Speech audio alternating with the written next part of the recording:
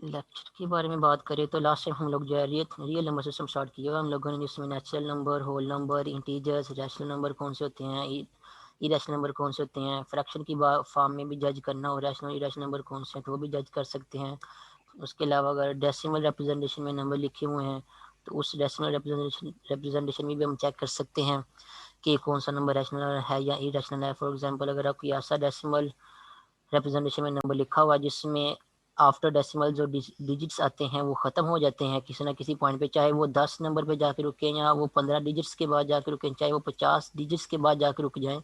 अगर कोई नंबर जो है वो ऐसा डेसिमल रिप्रेजेंटेशन में लिखा हुआ है और आफ्टर डेसिमल उसमें जो डिजिट्स आते हैं वो किसी ना किसी फाइनाइट जो है वो नंबर ऑफ डिजिट्स के बाद जो है वो डिजिट्स जो है वो रुक जाते हैं, चाहे वो फाइनाइट नंबर ऑफ डिजिट्स जो है वो 50 ही क्यों ना हो, 100 ही क्यों ना हो, अगर वो रुक जाते हैं तो वो नंबर आपके पास रैशनल नंबर होगा। या फिर अगर रुकते नहीं हैं लेकिन उनमें जो है वो कुछ डिजिट्स जो हैं वो रिपीट होते हैं और रिपीट होते ही रहते हैं कंटिन्यूसली, वो एक डिजिट भी रिपीट हो सकता है, दो डिजिट्स भी रिपीट हो सकते हैं, 10 भी, 20 भी, 30 भी। अगर कुछ नंबर ऑफ डिजिट्स जो हैं या फाइनाइट नंबर ऑफ डिजिट्स जो हैं वो रिपीट हो रहे हैं आफ्टर डेसिमल, तो वो भी नंबर जो है आपके पास डेसिमल रिप्रेजेंटेशन में लिखा है वो भी आपके पास रैशनल नंबर होगा। और अगर कुछ इस तरह के नंबर आपके पास लिखे हुए हैं जिनमें डिजिट्स जो हैं वो ना ही किसी point finite after finite number of digits जो है वो स्टॉप करते हैं और ना ही उनमें जो है वो फाइनाइट नंबर ऑफ डिजिट्स जो है वो रिपीट होते हैं आफ्टर डेसिमल, तो डिफरेंट नंबर आते जाते हैं कंटिन्यूसली और नंबर जो है वो इस तरह जो है वो कंटिन्यूसली चलता जाता है आफ्टर डेसिमल, डिजिट्स जो है वो चलते जाते हैं, उनमें रिपीटेशन भी नहीं आती, वो स्टॉप भी नहीं करते। तो ऐसे नंबरों का फिर हम इरेशनल नंबर कहते हैं। जो स्टॉप कर जाते हैं आफ्टर डेसिमल उनको रैशनल नंबर कहते हैं, उनको कहते हैं टर्मिनेटिंग डेसिमल फ्रैक्शंस, ठीक है। और जो स्टॉप नहीं करते लेकिन उनमें जो है वो रिपीटेशन आ रही होती है उनको कहते हैं रेकरिंग डेसिमल फ्रैक्शंस या रिपीटिंग डेसिमल फ्रैक्शंस, ठीक है। और उसके अलावा जो नॉन टर्मिनेटिंग होते हैं मीन जो रुकते नहीं है और ना ही और नॉन रिपीटिंग होते हैं मीन उनमें रिपीटेशन भी नहीं हो रही होती, उनको इरेशनल नंबर कहते हैं। और जितने भी ये रैशनल और इरेशनल नंबर हैं, चाहे वो टर्मिनेटिंग हो, नॉन टर्मिनेटिंग हो, रिपीटिंग हो, नॉन रिपीटिंग हो ना हो, सब ये रैशनल और इरेशनल नंबर को इकट्ठा कर लें, एक नया सेट बना दें, तो उस सेट को हम क्या कहते हैं, वो सेट ऑफ रियल नंबर होता है। मीन्स के सेट ऑफ रियल नंबर में सारे के सारे रैशनल और इरेशनल नंबर इंक्लूड होते हैं। और रैशनल और इरेशनल नंबर जो है वो दोनों टोटली डिफरेंट सेट्स होते हैं, दोनों टोटली डिफरेंट नंबर होते हैं। ऐसी बात नहीं है जैसा आप लोग जो है वो इंटीजर या होल नंबर में देखते हो, 1 2 3 4 नेचुरल नंबर भी है, 1 2 3 4 जो है वो अब इंटीजर भी है, 1 2 3 4 होल नंबर भी है, 1 2 3 4 रैशनल नंबर भी है।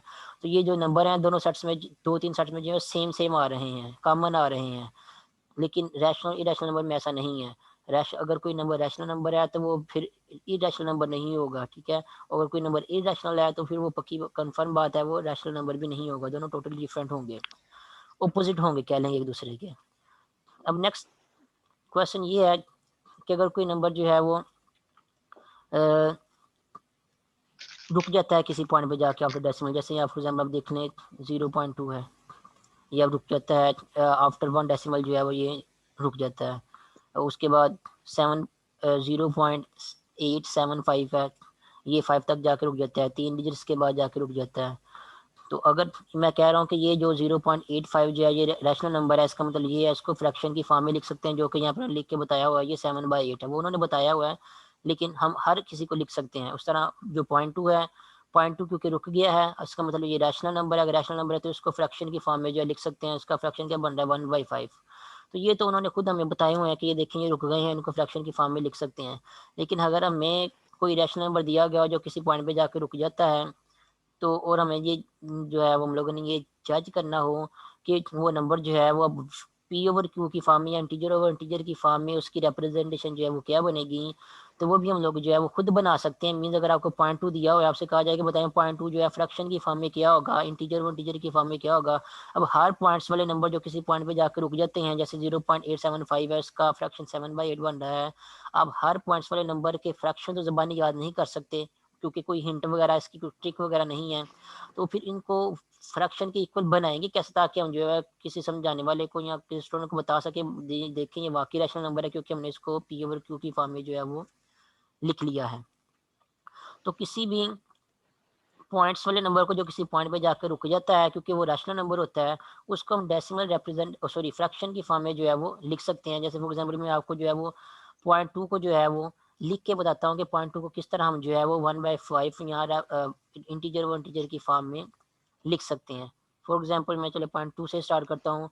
अगर आपको 0.2 दिया गया है और आपसे कहा जाए कि इसको जो है वो रैशनल की फॉर्म इंटीजर की फॉर्म में लिखो, तो स्टार्ट करेंगे आप 0.2 से।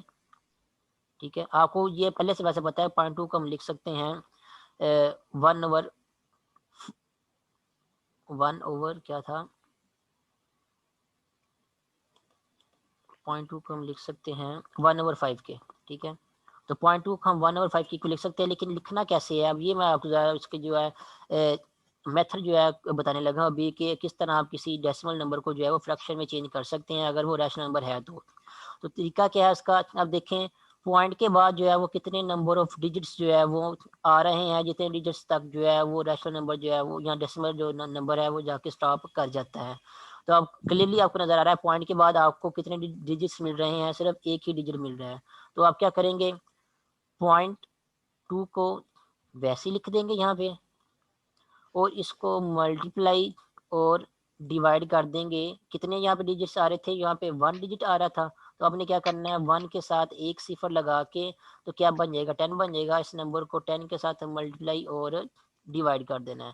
तो जब 10 के साथ मल्टीप्लाई और डिवाइड करेंगे 0.2 को, तो आपको पता है किसी एक नंबर से किसी नंबर को नॉन जीरो नंबर से किसी नंबर को मल्टीप्लाई और डिवाइड करेंगे तो उस नंबर पे कोई फर्क नहीं पड़ता, आपकी ये जो इक्वलिटी है आपकी मेंटेन ही रहती है। मीन्स अगर आप 0.2 को 10 से मल्टीप्लाई और डिवाइड करेंगे तो आपका आंसर 0.2 के इक्वल ही रहेगा, उसमें कोई चेंजिंग जो है वो नहीं आएगी। लेकिन हमारा जो 0.2 की जो शेप है या फॉर्म जो है वो थोड़ी सी चेंज हो जाएगी।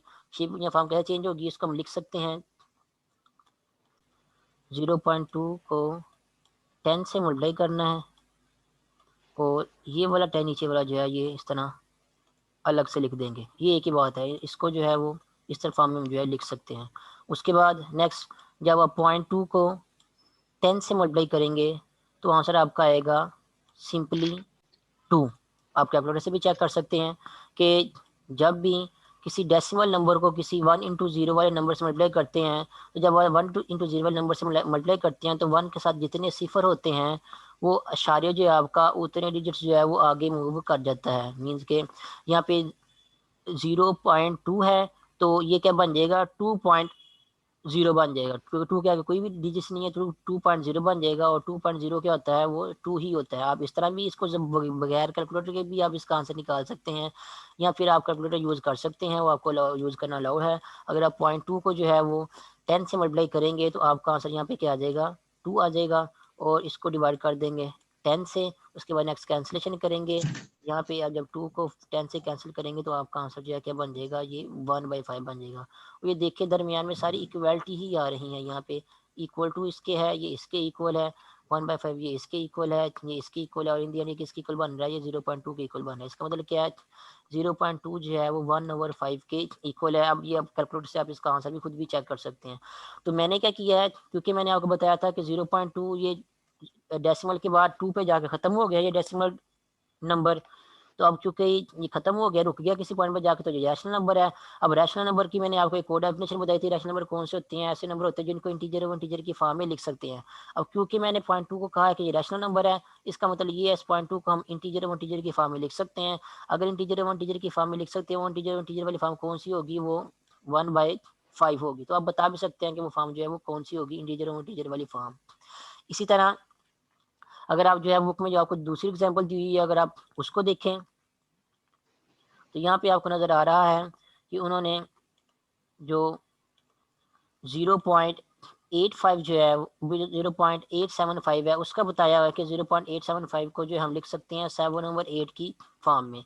अब इसको कैसे लिख सकते हैं 7/8 की फॉर्म में, इसको भी लिखने का तरीका कार वही है। इनफैक्ट कोई भी डेसिमल रिप्रेजेंटेशन वाला नंबर जो किसी पॉइंट पे जाके रुक जाता है वो रैशनल नंबर है, उस नंबर को हम जो है वो फ्रैक्शन ऑफ फ्रैक्शन की फॉर्म में लिख सकते हैं। और उसको लिखने का तरीका सभी का सेम ही है।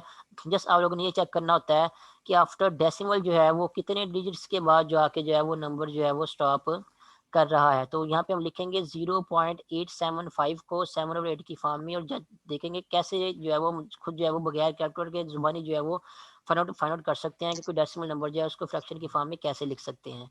तो स्टार्ट करते हैं 0.875 से। तो इसको क्लियर कर देता हूँ। यहाँ पे स्टार्ट करते हैं, यहाँ पे 0.875। अब आप खुद ही देख सकते हैं कि आफ्टर डेसिमल ये कितने डिजिट्स जो है वो आ रहे हैं, जितने डिजिट्स के बाद जाके ये डेसिमल वाला नंबर जो है स्टॉप कर रहा है। तो 1, 2 एंड 3, तो 3 नंबर हैं। 3 नंबर के बाद जाके ये 3 डिजिट्स के बाद जाके ये डेसिमल रिप्रेजेंटेशन वाला नंबर जो है स्टॉप कर जाता है। स्टॉप करेगा तो रैशनल नंबर है, अब इसको हम लिखेंगे इंटीजर और इंटीजर की फॉर्म में। तो कैसे लिखेंगे? सेम वही मेथड है। हम क्या करेंगे, 0.875 को मल्टीप्लाई और डिवाइड करेंगे। मल्टीप्लाई डिवाइड किससे करना है? सेम उसी तकनीक से जैसे मैंने प्रीवियस क्वेश्चन किया है कि 1 के साथ आपने उतने सिफर लगाने हैं जितने नंबर ऑफ डिजिट्स जो हैं वो आफ्टर डेसिमल जो है वो आ रहे हैं, या जितने डिजिट्स के बाद जाके आपका डेसिमल रिप्रेजेंटेशन वाला नंबर जो है वो स्टॉप कर जाता है। तो यहाँ पे 3 डिजिट्स के बाद जाके स्टॉप करता है, इसलिए हम क्या करेंगे, 1 के साथ जो है वो 3 जो है वो सिफर लगा देंगे। यहाँ पे ये 1000 बन जाएगा। तो क्या करेंगे, 1000 के साथ जो हम क्या करेंगे, मल्टीप्लाई और डिवाइड कर देंगे 0.875 को। तो हमारी इक्वालिटी पे जो है वो कोई फर्क नहीं पड़ेगा, इक्वालिटी मेंटेन रहेगी। उसके बाद नेक्स्ट क्या करना है, ये जो 0.875 आपका न्यूमरेटर में लिखा हुआ है, यहाँ पे 0.875 को मल्टीप्लाई करेंगे 1000 के साथ। तो इसके साथ कितने सिफर आ रहे हैं? 3 सिफर आ रहे हैं। तो ये अशारिया जो है ये भी तीन स्टेप जो है आगे चला जाएगा। तो अशारिया आपके बाद में क्या, दूसरे लफ्ज में क्या होगा कि ख़त्म हो जाएगा। तो ये बन जाएगा आपके पास 875 और डिवाइडेड बाय 1000। ठीक है। अब हम यहाँ पे हमने कैंसिलेशन करनी है, और कैंसिलेशन करने के बाद आपको वो आंसर मिल जाएगा जो वहाँ पे लिखा हुआ था। तो कैंसिलेशन करने में टाइम लगेगा, लेकिन करते हैं यहाँ पे, चलें आपको ताकि समझ आ जाए। तो इसको कैंसिल कर सकते हैं, 5 के साथ कैंसिल कर सकते हैं, 5 2 टाइम्स 10।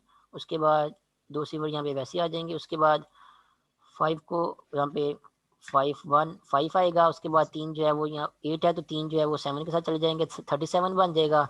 और 5 को 7 से मल्टीप्लाई करेंगे तो 35 आएगा, और यहाँ पे 37 बन रहा था आपका यहाँ पे, कि यहाँ पे जब 5 को 8 के साथ कैंसिल किया तो 3 बचे थे, यहाँ पे 3 यहाँ पे आएगा, वो 37 बन जाएगा। और 5 को जब 7 के साथ मल्टीप्लाई करेंगे तो 35 बनेगा। और यहाँ पे अगेन आपको जो है 37 में से 2 मिल जाएंगे, तो 2 जो है वो आपके यहाँ पे इसके साथ आ जाएंगे, तो ये 25 बन जाएगा। तो नेक्स्ट 5 को जो है 25 के साथ करेंगे तो यहाँ पे आपको मिल जाएगा 5। यहाँ पे आपका जो है 5 के साथ कैंसिलेशन किए तो हमें 175 जो है वो न्यूमरेटर में मिला है, और 200 जो है वो डिनोमिनेटर में मिला है। उसके बाद अगेन जो है 5 के साथ कैंसिलेशन कर सकते हैं। यहाँ पे अगेन कैंसिलेशन करेंगे तो यहाँ पे आपका आंसर आएगा, 5 को 4 से मल्टीप्लाई करेंगे तो 20 आएगा, साथ में सिफर वैसे वैसे ही आ जाएगा। उसके बाद यहाँ पे 5 को 3 से मल्टीप्लाई करेंगे तो 15 आएगा। यहाँ पे आपको 17 है, तो 2 जब जो होगा वो 5 के साथ मिल जाएगा, यहाँ पे 25 बन जाएगा। तो यहाँ पे 5 को जब 5 से मल्टीप्लाई करेंगे तो 25 मिल जाएगा। होपफुली आप लोगों को कैंसिलेशन करनी आती होगी यहाँ पे, क्योंकि ये मैट्रिक में भी आप लोग जो है कई बार जो है वो कैंसिलेशन वाला जो ये प्रोसीजर जो है कर चुके हैं। उसके बाद 5 को अगेन कैंसिल कर सकते हैं, 40 के साथ यहाँ पे मिलेगा आपको 8, और 5 को 35 के साथ कैंसिल कर सकते हैं। यहाँ पे 5 को 7 से मल्टीप्लाई करेंगे तो आपको 35 आ जाएगा। अब मजीद कैंसिलेशन जो है वो नहीं हो सकती। तो ओवरऑल आपका न्यूमरेटर में क्या मिल रहा है, आपको 7 मिल रहा है, और डिनोमिनेटर में आपको क्या मिल रहा है, 8 मिल रहा है। इसका मतलब क्या हुआ, इसका मतलब ये हुआ कि जो 0.875 है ये वाला रैशनल नंबर, इसकी इंटीजर वाली फॉर्म क्या बनेगी, वो बनेगी 7/8। और अगर आप बुक में देखें तो बुक में इंटीजर वाली फॉर्म क्या दी हुई है, बुक में भी इंटीजर वाली फॉर्म जो है वो यही दी हुई है, 7/8। तो क्लियर हो गया यहाँ पे कि कोई भी अगर आपको डेसिमल रिप्रेजेंटेशन वाला नंबर दिया गया है जो किसी पॉइंट में जाकर रुक जाता है, तो उसको इंटीजर की फॉर्म में लिख सकते हैं। वो रैशनल नंबर है तो लाजमी इंटीजर की फॉर्म में लिख सकते हैं। वो फॉर्म अब उन्होंने कैसे लिखनी है उसका भी मैंने आपको बता दिया। जस्ट देखें कि आफ्टर डेसिमल या अशारिया जो है उसके बाद कितने डिजिट्स के बाद जाके वो नंबर जो है वो स्टॉप करता है। तो जितने डिजिट्स के बाद जाकर स्टॉप करता है उतने नंबर ऑफ डिजिट्स आप काउंट कर लें कितने हैं, तो 1 के साथ उतने सिफर लगाने के बाद इस पॉइंट वाले नंबर को जो है वो उसके साथ नंबर के साथ मल्टीप्लाई और डिवाइड कर दें। जैसे कि ये मैंने यहाँ पे किया हुआ था कि यहाँ पे 0.875 जो है वो 3 डिजिट्स के बाद जाके स्टॉप कर रहा था, तो मैंने 1 के साथ 3 सिफर लगाए, 1000 बन गया, उसके साथ मल्टीप्लाई और डिवाइड किया। उसके बाद जो न्यूमरेटर है उसको सॉल्व किया ताकि हमारा जो अशारिया इन्वॉल्व हो रहा है 0.875 में वो ख़त्म हो जाए। क्योंकि आप लोगों ने डिजिट्स गिन लिए थे कि कितने डिजिट्स आ रहे हैं अशारिया के बाद, तो एक के साथ जब उतने सिफर लगा के आप मल्टीप्लाई करेंगे उस नंबर को, तो वो अशारिया जो है वो आपका ख़त्म हो जाएगा। आप कैलकुलेटर से भी चेक कर सकते हैं, अशारिया आप जो है वो ख़त्म हो जाएगा। अशारिया के बाद आप बगैर जो है आपका नंबर जो है वो यहाँ पे आ जाएगा 875। उसको फिर 1000 से जो है वो जो डिवाइड पहले से हो रहा था उससे डिवाइड करेंगे या कैंसिलेशन करेंगे, कटिंग करेंगे, और सिंप्लीफाई करने के बाद आपका जो है फ्रैक्शन आपको मिल जाएगा सिंप्लीफाइड फॉर्म में, ठीक है। और उसके अलावा ये भी है कि आपने अगर जस्ट यही बताना हो कि इंटीजर वन इंटीजर वाली फॉर्म जो है वो क्या बनती है 0.875 की, तो आप जस्ट उस इंटीजर वन इंटीजर वाली फॉर्म को जो है वो यहाँ तक भी लिख के बता सकते हैं 875 और डिवाइडेड बाय 1000, क्योंकि ये भी आपकी एक इंटीजर वन इंटीजर वाली फॉर्म बन रही है। और आपका जो जो 0.875 है ये इसके इक्वल आ रहा है। तो अब यहाँ से भी देख के बता सकते हैं। ये देखें, हमने 0.875 को जो है वो इंटीजर और इंटीजर की फॉर्म में लिख लिया, जिसमें 875 भी इंटीजर है, 1000 भी इंटीजर है, और जो डिनोमिनेटर में 1000 आ रहा है वो नॉट इक्वल टू 0 है। इसलिए ये आपका जो 0.875 है ये क्या है, ये एक रैशनल नंबर है। ये भी आपकी इसको भी आप इंटीजर और इंटीजर वाली फॉर्म जो है बता सकते हैं। वो जो 7/5 मैंने निकाला है वो 7/5 जो है 7/8 जो मैंने निकाला है वो 7/8 जो है वो 875 डिवाइडेड बाय 1000 की सिंप्लीफाइड फॉर्म है, ठीक है। तो फॉर्म सिंप्लीफाइड है लेकिन इंटीजर और इंटीजर की फॉर्म तो बनी हुई है ना, तो आप यहाँ तक भी आप जो है वो ये एज ए रीज़न जो है बता सकते हैं कि 0.875 को हम फ्रैक्शन इंटीजर और इंटीजर की फॉर्म में लिख सकते हैं। हाँ, अगर आपको एमसीक्यूज दिए गए हैं और आपको जो है ऑप्शन में इस 875 और 1000 नहीं दिया गया, तो आप फिर क्या करें, इसको सिंप्लीफाइड फॉर्म में जो है वो करके तो फिर आपका फाइनल आंसर जो है आप लिख लें कि सिंप्लीफाइड फॉर्म में इंटीजर और इंटीजर की फॉर्म जो है वो ये वाली बनती है 0.875 की। तो मकसद जैसे यही है सारी कैलकुलेशन का कि अगर आपके पास कोई रैशनल नंबर है तो उसको हम फ्रैक्शन की फॉर्म में लिख सकते हैं आप। तो अगर फ्रैक्शन की फॉर्म में लिख सकते हैं तो आपसे अगर कोई पूछे तो अगर फ्रैक्शन की फॉर्म में लिख सकते हैं, मुझे लिख के बताओ इसका फ्रैक्शन क्या होगा, तो आपको फ्रैक्शन की फॉर्म में लिखना भी आना चाहिए, ठीक है। तो ये था उन इंटीजर्स उन डेसिमल रिप्रेजेंटेशन को फ्रैक्शन की फॉर्म में लिखने का वे जो किसी पॉइंट पे जाके स्टॉप कर जाते हैं। अब अगर बात करें इन रैशनल नंबर की जिनमें जो किसी पॉइंट पे जाकर स्टॉप तो नहीं करते, जैसे यहाँ पे है 0.4444, यहाँ पे है 0.818181 एंड सो ऑन। अब अगर आप इन रैशनल नंबर को देखें तो मैंने आपको बताया ये भी क्या है, रैशनल नंबर है, जिनमें ऐसे रैशनल नंबर जिनमें शारिया के बाद जो है वो कुछ नंबर रिपीट होते हैं, उन वो भी नंबर रैशनल नंबर होते हैं। अगर वो भी नंबर रैशनल नंबर है तो फिर कन्फर्म बात है उनको भी हम फ्रैक्शन की फॉर्म में इंटीजर और इंटीजर की फॉर्म में लिख सकते हैं। जैसे 0.444 को हम लिख सकते हैं 4/9 की फॉर्म में लिख सकते हैं फ्रैक्शन की फॉर्म, या 4/9 का आंसर कैलकुलेशन निकालेंगे तो आपको 0.4444 एंड सो नहीं मिलेगा। इसी तरह 0.818181 जिसको हम जो है शॉर्ट फॉर्म में इस तरह भी लिख सकते हैं कि 0.81 के ऊपर एक छोटी सी लाइन लगा दें, जिसका मतलब ये होगा कि 8181 बार बार रिपीट हो रहा है। इसको फ्रैक्शन की फॉर्म में हम 9/11 के इक्वल लिख सकते हैं। तब ये पता करना हो कि जो ये वाले रैशनल नंबर है, इस तरह के जो रैशनल नंबर हैं जिनमें कुछ नंबर जो है रिपीट होते रहते हैं, वो किसी पॉइंट पे जाके नहीं रुकते, उन नंबरों को अगर हमने फ्रैक्शन की फॉर्म में लिखना हो तो उन नंबरों को फ्रैक्शन की फॉर्म में कैसे लिखेंगे, तो उसका भी यहाँ पे बताया हुआ है। यहाँ पे मैं आपको कुछ एक दो एग्जांपल करके बताता हूँ। फॉर एग्जांपल यहाँ पे एक एग्जांपल की हुई है कि उन्होंने कहा हुआ है convert the following decimal into common fraction. अब ये डेसिमल कौन सा है, 0.3 के ऊपर बार लगाई हुई है। बार का मतलब ये है कि 0.3333 जो है वो रिपीट होता रहेगा, 3 इसमें रिपीट होता रहेगा। अब ये क्या है, आपके पास रैशनल नंबर है, अगर रैशनल नंबर है तो उसको फ्रैक्शन की फॉर्म में हम लिख सकते हैं। अब इस तरह के रैशनल नंबर को फ्रैक्शन की फॉर्म में लिखने का तरीका पहले वाले तरीके से थोड़ा सा डिफरेंट है, ठीक है। उसमें स्टॉप कर देते थे, उसका तरीका कुछ और था। इसमें क्योंकि एक एक या दो नंबर जो है रिपीट होते रहते हैं, तो इसको फ्रैक्शन की फॉर्म में लिखने का तरीका थोड़ा सा उन प्रीवियस मेथड वे से थोड़ा सा डिफरेंट है। इसका तरीका क्या है, इसका तरीका भी थोड़ा डिफरेंट तो है लेकिन आसान ही है बिल्कुल। आप पहले तो ये देखें कि जिस नंबर को आपने फ्रैक्शन में चेंज करना है 0.333 एंड सो ऑन, जैसे कि यहाँ पे लिखा हुआ है, उसको आप सपोज कर लें x is equal to 0.33 and so on, ठीक है। हमने किसको कॉमन फ्रैक्शन में चेंज करना है 0.33 एंड सो ऑन को, तो आप सपोज कर लें x इज इक्वल टू है 0.33 एंड सो ऑन, इसको इक्वेशन नंबर 1 का नाम दे दें, ठीक है। जिस भी नंबर को आपने फ्रैक्शन में चेंज करना है उसको x is equal to suppose कर लें, उसको इक्वेशन नंबर 1 का नाम दे दें। उसके बाद नेक्स्ट देखें कि जिस नंबर को आप लोगों आपको फ्रैक्शन में चेंज करने के लिए कहा गया है, उसमें कितने नंबर ऑफ डिजिट्स जो है वो बार-बार रिपीट हो रहे हैं। तो एक ही डिजिट जो है वो 3 जो है वो बार-बार रिपीट हो रहा है। आपको यहाँ से बाहर से पता चल सकता है कि 3 के सिर्फ 3 के ऊपर बार लगी हुई है यहाँ पे। इसका मतलब ये है कि एक ही डिजिट जो है वो बार-बार रिपीट हो रहा है। तो आपने क्या करना है, 1 के साथ एक सिफ़र लगा देना है, ठीक है? तो क्या बन जाएगा 10। एक सिफ़र कैसे लगाना है, आपने देखना है कि कितने नंबर ऑफ डिजिट्स जो है वो रिपीट हो रहे हैं, ठीक है? उस हिसाब से आपने 1 के साथ उतने सिफ़र लगाने हैं।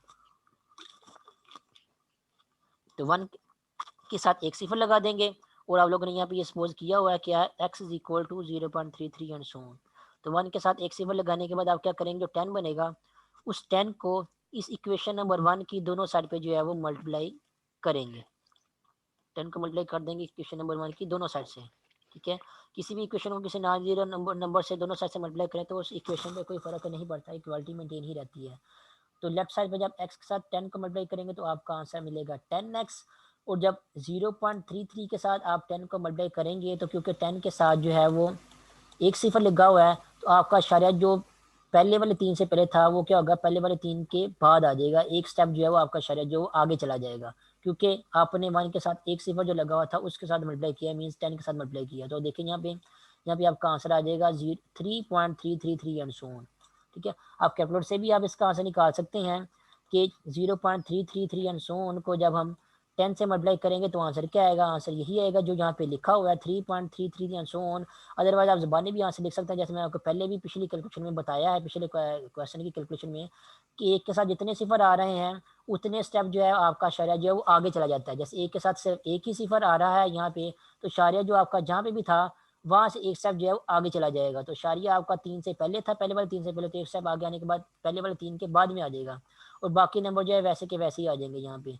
तो ये बन जाएगा आपके पास 3.3333 एंड सो ऑन। तब यहाँ पे आपको कितनी इक्वेशन बन गई आपके पास, एक इक्वेशन आपके पास ये है, इक्वेशन नंबर 1, और दूसरी इक्वेशन आपको ये मिल गई है जिसको हमने इक्वेशन नंबर 1 को दोनों साइड से 10 के साथ मल्टीप्लाई करके हासिल किया है। अब क्या करेंगे नेक्स्ट, ये जो इक्वेशन नंबर 2 है इसमें से इक्वेशन नंबर 1 को हम माइनस करेंगे। तो सब्ट्रैक्टिंग 1 इक्वेशन 1 फ्रॉम इक्वेशन 2, तो सब इक्वेशन नंबर 1 में से इक्वेशन 2 को हम माइनस करेंगे। क्या करेंगे, तो फिर मैं दो इक्वेशन में से एक इक्वेशन में से दो इक्वेशन माइनस करने का मतलब ये होता है कि एक इक्वेशन की लेफ्ट हैंड साइड में से आप लोगों ने क्या करना है, दूसरी इक्वेशन की लेफ्ट हैंड साइड माइनस करनी है। तो 10x में से आप लोगों ने क्या माइनस करना है, x माइनस करना है, और उसी इक्वेशन की राइट हैंड साइड में से आप लोगों ने क्या माइनस करना है, दूसरी इक्वेशन की राइट हैंड साइड जो है माइनस करनी है, ठीक है? तो 3.33 एंड सो ऑन ये लिखा हुआ है, उसमें से माइनस कर देना है 0.33 एंड सो ऑन। तो इसका मतलब ये होगा, हम लोगों ने क्या किया, इक्वेशन नंबर 2 में से इक्वेशन नंबर 1 को जो है वो माइनस किया है। तो 10x माइनस एक्स यहाँ लेफ्ट हैंड साइड पे आ जाएगा, और 3.33 and so on minus 0.33 and so on ये आपका राइट हैंड साइड पे आ जाएगा। अब आप कैलकुलेटर के बगैर भी यहाँ पे बता सकते हैं कि अगर हम 3.33 एंड सो ऑन में से 0.33 एंड सो ऑन जो है माइनस करें तो आपको आंसर पे राइट हैंड साइड पे क्या मिलेगा, यहाँ पे आपको 3 मिलेगा, ठीक है? 3.334 ऐसी है जैसे अगर आपसे कहा जाए कि 9.5 में से अगर हम 0.5 माइनस कर दें तो 0.5 माइनस कर देंगे तो आपको फाइनली आंसर क्या मिलेगा, 9 मिलेगा, क्योंकि जो 0.5 है वो क्या हो गया, माइनस हो गया। इस तरह यहाँ पे 3.33 एंड सोन जो लिखा हुआ है, यहाँ से अगर इसमें से 0.33 एंड सोन इसमें से अगर हम माइनस कर देंगे 3.33 एंड सोन में से, तो सिंपली आपका आंसर क्या बच जाएगा, 3 बच जाएगा। आप कैलकुलेटर से भी निकाल सकते हैं, कैलकुलेटर को आपको अलाउ रखने की इजाज़त होती है पेपर में, तो 3 आ जाएगा आपका आंसर। अदरवाइज आप ज़बानी भी आंसर जो है निकाल सकते हैं इस तरह। उसके बाद जो लेफ्ट हैंड साइड है 10x में से x माइनस करेंगे तो आपको क्या मिलेगा, 9x, ठीक है? तो ये इसी क्वेश्चन से आपको जो है ये वाली क्वेश्चन मिल जाएगी जो कि यहाँ पे भी लिखी हुई है इस पेज की दूसरी साइड पे, 9x इज इक्वल टू 3।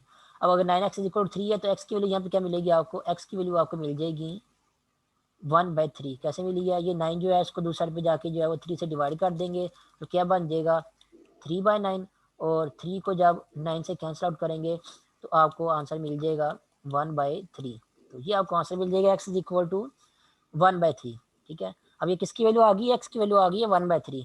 अब अगर आप स्टार्ट में देखें तो x किसके इक्वल था, x equal to 0.33 and so on. तो यहाँ पे अगर आप x की जगह ये जो x है इसकी जगह दोबारा फिर ये अगर आप पुट कर दें 0.33 3 3 3 एंड सो ऑन।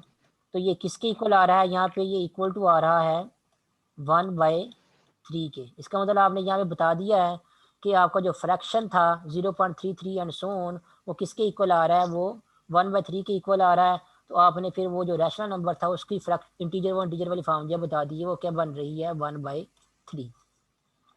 इसी तरह अगर किसी डिजिट डेसिमल रिप्रेजेंटेशन में दो डिजिट्स जो हैं वो रिपीट हो रहे हैं बार बार, वो भी रैशनल नंबर ही होता है। उसको जो है वो डेसिमल फ्रैक्शन की फॉर्म में, इंटीजर व इंटीजर की फॉर्म में कैसे लिखेंगे, वो उसको फिर हम जो है वो नेक्स्ट वाली मीटिंग में जो है करते हैं।